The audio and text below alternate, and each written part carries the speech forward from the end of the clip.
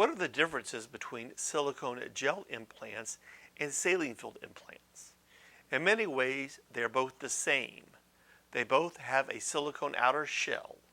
The shell, which is the rubber form of silicone, is made a bit differently for each implant, but they are constructed from the same materials.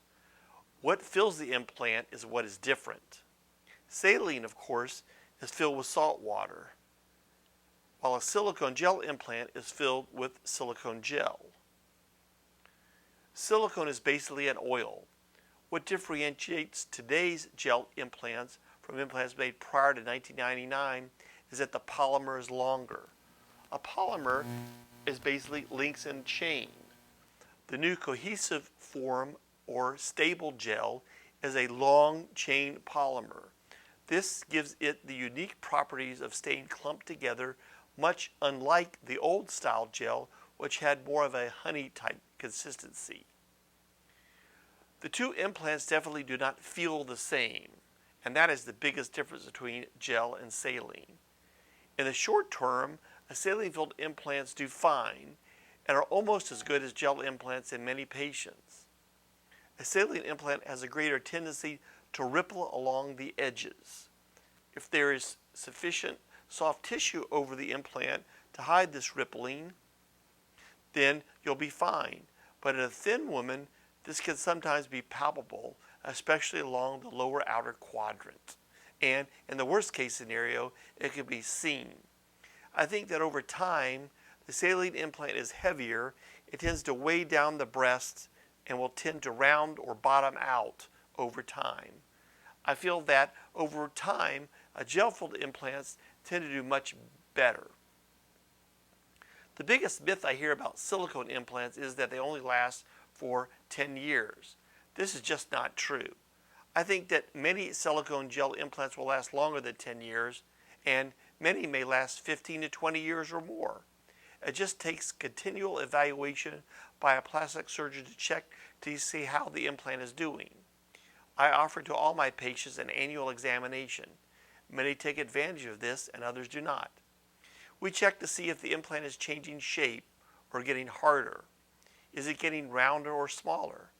Any kind of change that would raise a suspicion that the implant is ruptured. A routine mammogram or ultrasound may notice something that concerns the radiologist about the implant, but you do not just routinely need to change your implants like you're changing a tire. The other myth is that silicone implants are not as safe as saline-filled implants, and this is just clearly not true. I think from a safety standpoint, you can think of these implants as being very similar. The biggest difference is that if a saline-filled implant develops even a pinhole in it, all the saline will gradually leak out over a 2 to 3 week period of time. You'll never experience this type of sudden deflation with a gel-filled implant. You may have heard a lot over the years about safety concerns with silicone gel implants, but in most cases, we're talking about implants that were made between, say, 1978 and 1999. These implants, called second generation, were made with a less viscous gel and did have problems. Since 1999, the shells have been drastically improved, and all the gel has been changed to the new 4th and 5th generation or later types. When you come in for a consultation, we'll spend a good deal of time talking about the newest generation of gel-filled implants. Silicone gel implants are more expensive and could add $1,000 or more to the cost of the surgery, but I think the additional cost is well justified if you have a patient who has a more pleasing result or result that lasts longer. So it's an investment in the future.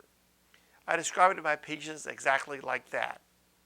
We're investing a little bit more now to help you maintain your result over a longer period of time. Hope this answers questions about the difference between saline and gel-filled implants.